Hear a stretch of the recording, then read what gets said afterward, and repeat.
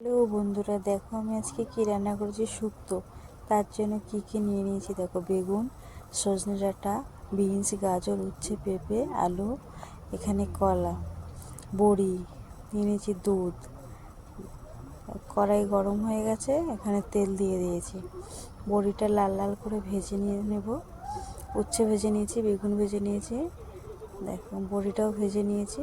কড়াইতে তেল আছে, এখানে দিয়ে দিচ্ছি 5 ফোড়ন। এবার দিয়ে দেবো শুকনো লঙ্কা দিয়েছি। এবার দিচ্ছি তেজপাতা। একটু লাল লাল হয়ে গেলে দেখো, তারপরে সবজিটা দিয়ে দিয়েছি। সবজিটা দিয়ে দেবো, দিয়ে দিয়েছি।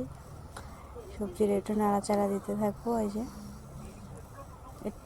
একটু লাল লাল হবে, এখানে দিয়ে দিচ্ছি স্বাদ মতন লবণ।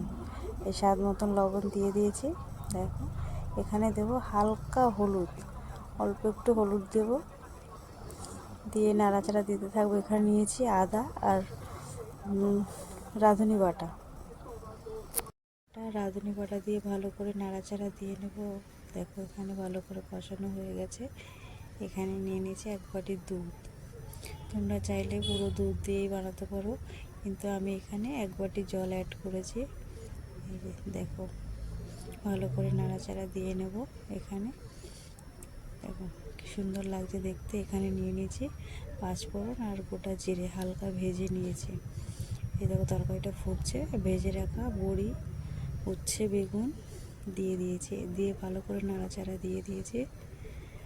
দেখো নাড়াচাড়া দিয়েছি। এখানে ভেজে রাখা ওইটা গুঁড়ো করে নিয়েছি। এখন এই গুঁড়ো মশলাটা ওর উপরে ছড়িয়ে দিয়েছি।